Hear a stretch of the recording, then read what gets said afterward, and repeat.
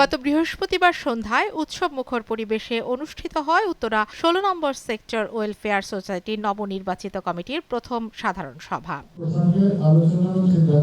সভায় নবনির্বাচিত সভাপতি, সাধারণ সম্পাদক সহ কার্যনির্বাহী কমিটির সদস্যদের আনুষ্ঠানিক পরিচয় করিয়ে দেওয়া হয়। এ সময় বক্তারা বলেন, একটি আধুনিক, নিরাপদ ও বাসযোগ্য সেক্টর গড়ে তুলতে সবাইকে ঐক্যবদ্ধভাবে কাজ করতে হবে।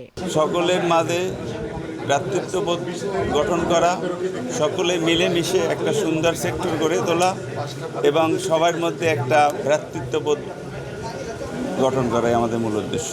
নিরাপত্তা ইস্যু নিয়ে আলোচনা হয়েছে, ফান্ড নিয়ে, সিকিউরিটি ইস্যু নিয়ে আলোচনা হয়েছে যে আমরা আগামী আমাদের টার্গেট হচ্ছে আজকে 14 তারিখ, আগামী 20 তারিখ থেকে কিভাবে আমরা সেক্টরটাকে নিরাপত্তার চাদরে নিয়ে আসতে পারি, নিরাপত্তার আওতায় নিয়ে আসতে পারি এবং আমরা আগামী কুরবানির আগে কিভাবে বজ্রটা দ্রুত অপসারণ করতে পারি কুরবানির পরে, এইসব সার্বিক বিষয় নিয়ে আলোচনা হয়। অনুষ্ঠানে এলাকার নিরাপত্তা ব্যবস্থা জোরদার, মাদক ও অপরাধ নিয়ন্ত্রণ, সড়ক ব্যবস্থাপনা উন্নয়ন এবং পরিচ্ছন্ন পরিবেশ নিশ্চিত করার বিষয়ে গুরুত্ব আরোপ করা হয়। পাশাপাশি নতুন প্রজন্মের জন্য সামাজিক ও সাংস্কৃতিক কার্যক্রম বাড়ানোর কথাও জানান বক্তারা।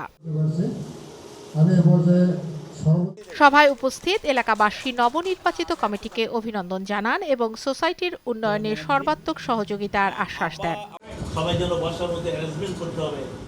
উত্তরা ১৬ নম্বর সেক্টরকে আরও আধুনিক ও বাসযোগ্য এলাকায় রূপ দিতে নবনির্বাচিত কমিটি বিভিন্ন উন্নয়নমূলক উদ্যোগ নেওয়ার আশ্বাস দিয়েছেন। আমাদের প্রথম সিদ্ধান্ত আমরা হাততালি দেই। কান্তা রায়, চ্যানেল 9।